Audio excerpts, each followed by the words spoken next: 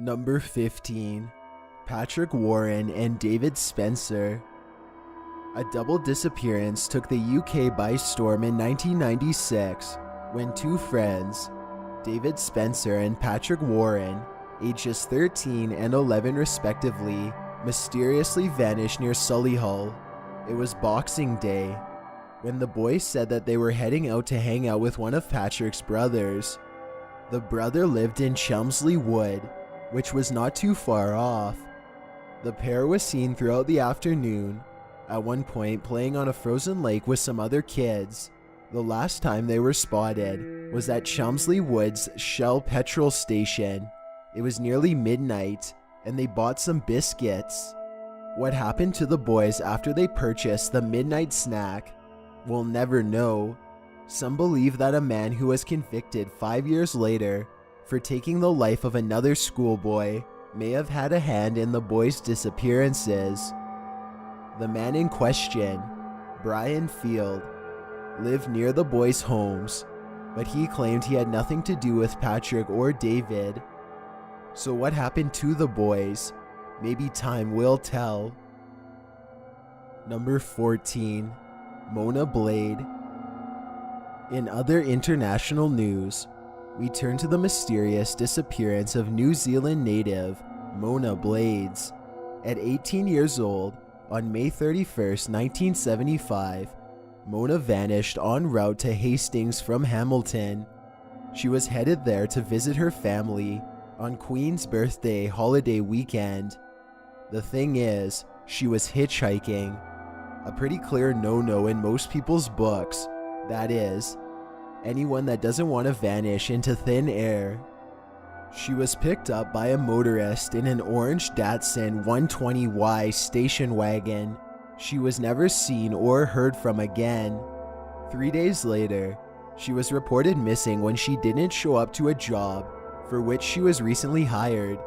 One suspect was sought in the case, but when the police dug up the floorboards of the suspect Mervyn Hinton's house, they discovered nothing. The case is still open today. For upwards of 40 years, the woman's disappearance has stumped authorities. For those of us just learning about Mona, the mystery may stump us for 40 more. Number 13. Asha Degree. Asha disappeared without a trace from her home in Shelby, North Carolina sometime after 2:30 a.m. in 2000, when her mother, Aquila, awoke the next morning to find Asha gone from her bed. She searched the house and called her sister-in-law, who lived across the street. Asha was nowhere to be found. That's when I went into panic mode, Aquila said. I heard a car next door. I put on shoes and ran outside. At first glance, the case seemed to be that of a runaway, but why would she have run? No one knows. She was younger than most runaways and had no motive to leave her home. Her family was loving and their life revolved around relatives, school, and church. Her grades were good. There was nothing to escape. What we do know is that early on February 14th, 2000, Asha packed her book bag and headed out in the windy rain, walking alongside Highway 18.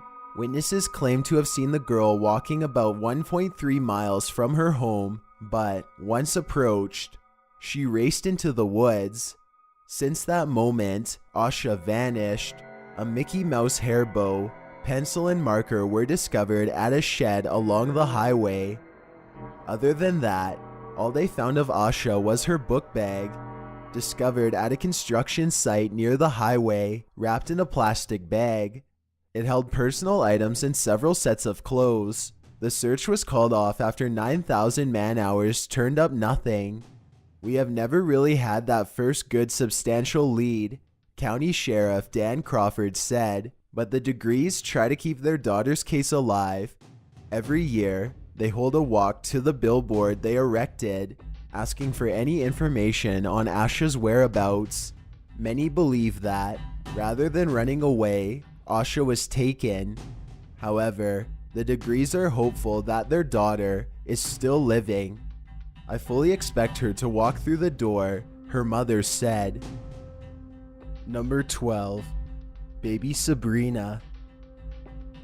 Nothing is more heartbreaking than when a baby goes missing, and when they disappear without a trace. The child's parents live a life of uncertainty. Is Sabrina still alive?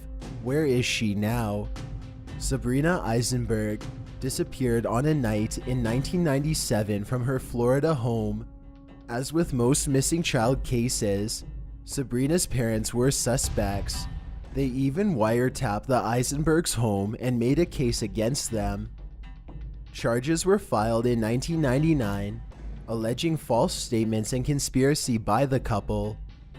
The federal judge, in turn, said the detectives were lying, and in 2001, all charges were dismissed against the Eisenbergs. Imagine being falsely accused for your own child's disappearance. The Eisenbergs believe that Sabrina was taken and raised by a new family. Prior to their baby's disappearance, they thought they were living in a safe community and would often leave their doors and windows unlocked. They didn't hear anyone enter the home the night in question. When they woke the children for school the next day, Marlene Eisenberg found Sabrina and her yellow blanket were gone. I heard my wife's screams, recalled Steve Eisenberg. We searched in the house, and that's when my wife noticed the garage door had been left open, and even worse, that the door leading from the garage to the laundry room and into our house was wide open. Sabrina would be 20 years old this year. We just can't shake the feeling that Sabrina is alive, Steve said. We think that whoever took our daughter did so because they desperately wanted a child of their own. But we want her back. She belongs with us. A lead matching Sabrina's description occurred in 2003, but DNA tests proved it false. Nothing more has come of the case. Sabrina is gone without a trace, but the investigation remains open and active. Number 11. Zeb Quinn. One episode that has troubled those in Asheville, North Carolina for 17 years is that of Zeb Quinn. At the time of his disappearance on January 2nd, 2000, he was 20 years old. The strange part of his story is that prior to his disappearance, he received a page from his aunt's phone number. The even stranger thing is that his aunt claims she never paged him. Moreover, at the time of the page, his aunt said her house had been broken into. Nothing was taken, but a lot of items in her home had been moved around and misplaced. Did whoever lead to Zeb's disappearance page him so that he'd come to his aunt's house? What happened there? Or is there another explanation for the disturbance? The case gets weirder. 2 weeks after his disappearance, Zeb's car was found parked in front of where his mother worked. Large lips were drawn on the window, and a puppy was discovered inside the car. Don't worry, he was alive, but is Zeb? We may never know. Number 10. Lauza. The first mysterious disappearance on the history books goes all the way back to 531 BC, when one of the most central figures of Chinese culture, Lauza, climbed atop a water buffalo and headed into the western wildlands from mainland China. Never to be seen or heard from again, the Chinese sage founded Taoism, a philosophical tradition centered around being in harmony with the Tao. The Tao is the pattern, substance, and source of all in existence. So the basic principle of Taoism is to live in harmony with everything. Lauza worked in the Zhou dynasty court until he was older and wiser. That's when he looked around him and saw ingrained corruption and blatant hypocrisy, not much different than what you see today. Disgusted, he decided to leave this place. But before he disappeared without a trace, a border keeper requested that he write the teachings of Taoism. Lauza acquiesced, putting the work down on paper. Then he vanished like fog and mist into the mountains. Number 9. Orion Williamson. It was July 1854 when a farmer in Selma, Alabama disappeared from his pasture. Orion Williamson had been lounging around on his front porch when he decided to pull his horses in. He stood up, trapezed across the field, and was never seen or heard from again. Orion's wife and child watched him go, as did his neighbors on the opposite end of the field. They even waved at him. It was the last time they would. All accounts state that the man simply vanished into thin air, and after witnesses and authorities searched the grounds, that seemed to be the case. There was no hole, no sinking sand, not a single sign pointing to the cause of this man's mysterious disappearance. Nothing. He was there, and then he was gone.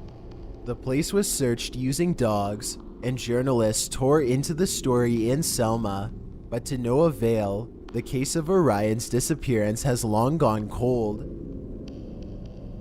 Number 8. Joe Keller.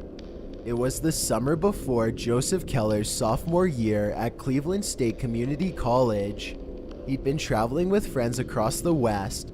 They'd visited the Grand Canyon, San Francisco, and Las Vegas, after which they headed on over to Joe's relatives' Dude Ranch in Colorado. But Keller didn't get to explore the area for long. On July 23, 2015, the day before Keller's 19th birthday, he disappeared. He'd been out running that day, together with his friend Colin. The two started out together, but soon Colin, being a cross-country runner, sped ahead. At the time, a fly fisherman had seen Colin running, but no Joe lagged behind. After his run, Colin headed back to the ranch to wait for Joe, but when he didn't show up for an hour, the group knew something was wrong. They began searching. Soon the search party grew to 35. If he was hurt, he would have heard us. David Van Burkham, Joe's uncle, said he was either not conscious or not there. If he'd gotten lost, perhaps Joe had scrambled to higher ground to see if he could find his way. He was in his running gear, so he certainly wasn't dressed for a night in the wilderness. Luckily, the night was warm, and the search party expected Joe to find his way and return home. Still, the group called the police at 10 p.m., and deputies appeared at midnight, Joe's birthday. The search continued, with the focus directed at logical logistics. When Joe still didn't show, the search expanded. Search dogs, firefighters, volunteers, even with everyone on deck, 200 people on foot and horseback, 15 dogs, an infrared airplane. Joe was never found. After a few days, volunteers abandoned the mission. There were no clues. Leads led nowhere. Joe Keller simply vanished. Did he fall and hurt himself? Was he taken? Did some wild animal take him instead? Only Joe knows. Number 7. The Alaskan family. Individual cases of disappearances are mysterious enough. Imagine an entire family vanishing into thin air. That's what happened to an Alaskan family of 4 in 2014.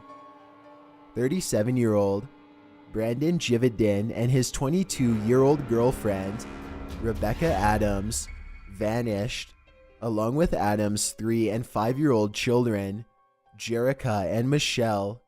The family disappeared on May 27th in small-town Kenai. When a neighbor called the police to report the strange absence of the family, who had been missing for days, the police found the couple's cars parked at the apartment, and inside, nothing amiss. No sign of forced entry, and nothing suspicious disturbed the scene. The only clue was that the family's dog had disappeared along with them. However, a few days later, Lynelle Adams, Rebecca's sister, contacted the police and mentioned that Rebecca had been behaving strangely several days before she and her family disappeared. She told police she sounded very distressed. She just told me, Know that I love you." And she had to get off the phone very quickly. I asked her, "Becca, are you okay?" She said, "Don't ask me that right now. Just know that I love you." FBI involvement led to search and rescue dogs and search aircrafts. Nothing turned up until, in May 2015, scraps of clothing and the remains of a man the police believed to be Brandon Jividin were found in the grass just off a Northwest Trail, short of a mile from the family's home. Remains of a dog were also found there. Police believe that Brandon took the dog's life, as well as his girlfriend and her kids. But with such mysterious circumstances, and the rest of the family still missing, we may never know what really happened. Number 6. Maura Murray. In a case that enraptured the nation, 21-year-old Maura Murray vanished from New Hampshire in 2004, never to be seen or heard from again. The nursing student was attending UMass Amherst when she emailed her professors to let them know she was heading home because there'd been a passing in the family. She then left in her Saturn sedan after having packed it with a week's worth of clothes and toiletries and MapQuest directions to Burlington, Vermont. It was a snowy drive, and Maura left at dark. She took a turn too quickly and ended up swerving into a snowbank. A motorist pulled up to ask Maura if she wanted help, which she refused. A couple minutes later, the police arrived, but Maura wasn't there. All they found was a locked car, a cracked windshield, and deployed airbags. It didn't take long for a full-scale investigation to unfold. Search dogs, helicopters, the whole 9 yards. Media flocked to the scene, with interviews being done with Maura's father and her boyfriend, Bill Rausch. Rausch told Soledad O'Brien from CNN that he'd received a voicemail from a prepaid calling card that night. "I could hear only breathing, and then towards the end of the voicemail, I heard what was apparent to be crying and then a whimper, which I'm certain was Maura." The case was perplexing from the beginning. For one thing, there had been no passing in Maura's family. She had taken $280 out of her account and purchased drinks that fateful night. She hadn't told anyone, not her father, not her boyfriend, not her friends, where she was headed. The case only became more baffling when leads started to roll in, and there were lots of them. Internet message boards had just come into vogue in 2004, and they were blowing up with theories and potential leads. One of Rausch's friends had made a website about the case, and a cousin of Maura's had done the same. Armchair sleuths began trying to piece the puzzle together, but how constructive were these theories? Some thought Maura had faked her own passing and headed to Canada. Others believed someone had snatched her on Route 112. Some of these theorists went to investigate the scene, like Joseph Anderson, having become obsessed with the case, spending around 5 hours a day trying to dig up information. Then there was Butch Atwood. He was driving his school bus home the night of Maura's disappearance when he came across the scene. He pulled over and asked Maura if she needed him to call the police. She told him no and claimed she had already phoned up AAA. Butch thought that was odd. Since there was almost no cell reception in the area, he called the police when he arrived home anyway, which was just a short distance away. In fact, he could see the scene from his house. When police arrived, they found the Saturn soaked in red stains. She'd obviously been drinking, but there was no sign of a struggle, no footprints to follow. Fred Murray, Maura's father, believed the police botched his daughter's case. "It's freezing cold out," he said. "There's a crack in the windshield. There's a potential head injury. There's arguably evidence of drinking, which would promote hypothermia. A young person in a state of shock, and you don't go down the street the way she was going." The police believe Fred's anger is misplaced. Fred also closed out a group of volunteers who were helping follow leads. No leads have proven fruitful, however, and Maura Murray remains mysteriously missing to this day. Number 5. D.B. Cooper. One infamous disappearance is that of D.B. Cooper, the skyjacker. D.B. Cooper is an alias. The man who carries this alias jacked an airplane from Northwest Orient Airlines right out of the clear blue sky. This was the day before Thanksgiving, 1971. Flight 305 departed from Portland and was Seattle-Tacoma bound when the gentleman by the name of Cooper told a flight attendant that he demanded 4 parachutes, a refueling truck, and $200,000. Upon landing, everything went smoothly for Cooper, not so much for the authorities. He received his ransom, the parachutes, and the refueling truck, and he let the flight's passengers go. He retained the pilot and some crew members and told them to fly to Mexico City, but they were only 30 minutes into departure when Cooper parachuted out of the plane at 10,000 feet with his ransom in tow. No one knows where he's disappeared to, who he was, or whether or not he landed safely. All anyone can guess is that, if he did, he set foot somewhere near Mount St. Helens in Washington State. D.B. Cooper's identity remains a mystery, but that hasn't stopped the FBI and other investigators from trying to solve it. They've pointed the finger at everyone from flight attendants to engineering surveyors to copycats to aerospace engineers to old guys that live on boats in San Diego Bay. To no avail, the identity and subsequent disappearance of D.B. Cooper remains a mystery, and it's unclear if he survived the jump. Investigators are going off details from a single clue D.B. Cooper left behind, a J.C. Penney clip-on tie which was found on seat 18E. No wonder he disappeared so successfully. What's the takeaway from a $3 tie? Number 4. Jimmy Hoffa. With paparazzi and all the media attention that comes with fame, it's hard to imagine a famous person disappearing. But the American Labor Union leader and president of the International Brotherhood of Teamsters Union, Jimmy Hoffa, disappeared at 62 in July 1975. Hoffa had long been a union activist and, by his mid-20s, had become a significant figure in progressing union interests. He became vice president and then president in 1958, serving in the role until 1971. In 1964, he nailed down the very first national agreement for Teamsters rates, and the union grew to its largest membership under his leadership, at a peak of more than 1.5 million. Despite all of these kudos, Hoffa was known for being involved with underground industries. In 1964, he was convicted of fraud, attempted bribery, and jury tampering, and was subsequently sentenced to 13 years in 1967. This sentence was cut short by none other than Richard Nixon, who pardoned him in 1971 on the terms that he'd resign as union president. 4 years later, Hoffa mysteriously vanished.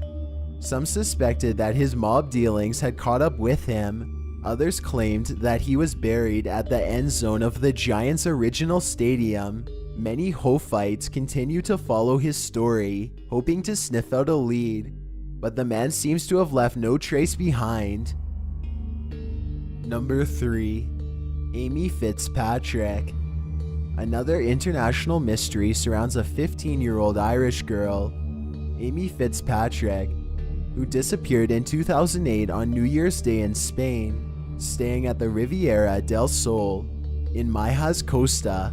Amy was last seen departing her friend's house, never to be heard from again. What we know of the Irish teen is that Amy despised her stepfather, Dave Mahan, and it seems for good reason. Dave went on to take the life of Amy's brother, Dean, 5 years after the girl's disappearance in 2013. Amy's friend Ashley and Ashley's mother, Debbie, spoke of Amy's relationship with Dave. She was scared of him, and you could tell, Ashley said. What were Amy's words? Debbie added. He makes my skin crawl. They were Amy's words about Dave. So is Amy's case a runaway? Did someone take her, or something even more sinister? Spanish police have never thought Amy was a runaway, for one thing, other than Ashley Rose, whose house she was staying at the night of her disappearance. She knew no one else in Spain. The investigation led to a local bar, and police believe it's possible that Amy ended up there and was perhaps taken.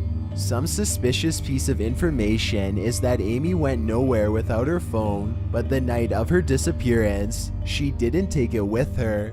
It was discovered in her family's apartment, and Ashley claims to have seen her use it that night at her house. She had an Irish phone, which she kept all of her contacts on, because her Spanish phone was smashed. Ashley said she had that phone with her on the night she disappeared because she used our house number to call her mom, and she got the number off that phone. I saw her do it. So if Amy ran away or was taken, how did the phone return to her home? Amy's disappearance has yet to be solved, and perhaps never will be. Number 2. Lord Lucian. This lord was a bad man, and bad things are bound to happen to those who deserve them. After he went after a nanny with a lead pipe and then went after his ex-wife, Lady Lucian, the 7th Earl of Lucian, John Bingham, sped off to East Sussex in his Ford Corsair. Bingham was paranoid and obsessive, whom Lady Lucian had divorced.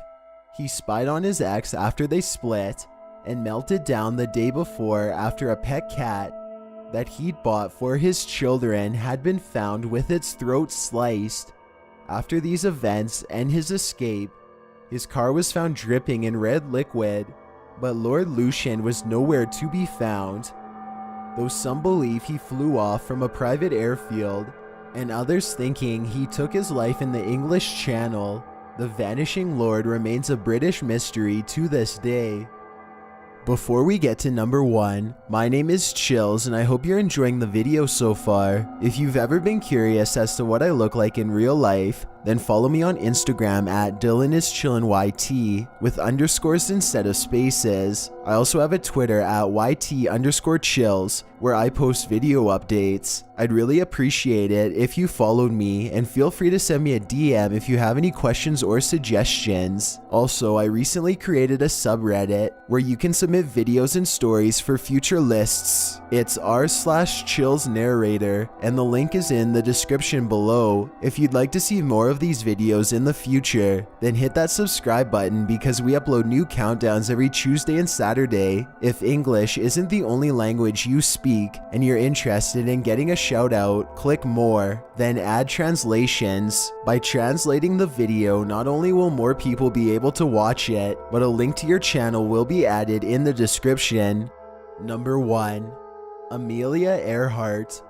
Perhaps one of the most infamous disappearances of all time.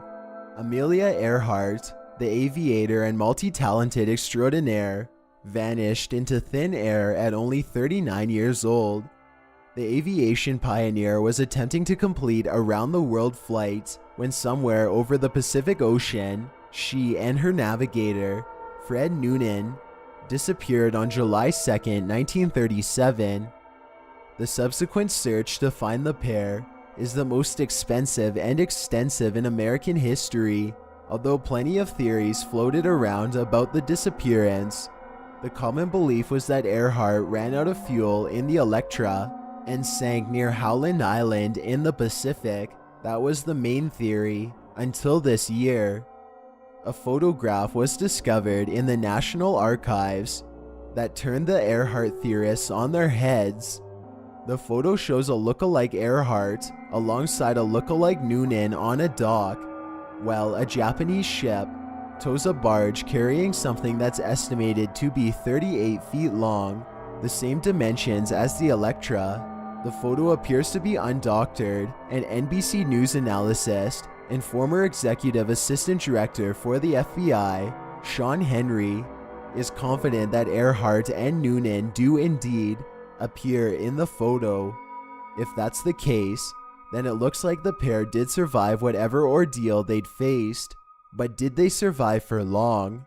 According to some experts, if Earhart was captured by the Japanese, she may have been kept in captivity until her passing. This is one mysterious disappearance that may have been solved with a photograph, perhaps giving faith to others who've lost a loved one without a trace. Thanks for checking out this video. Be sure to subscribe because we upload new countdowns every Tuesday and Saturday. Or if you're still not convinced, here are some of our other videos that I think you'd like. Enjoy!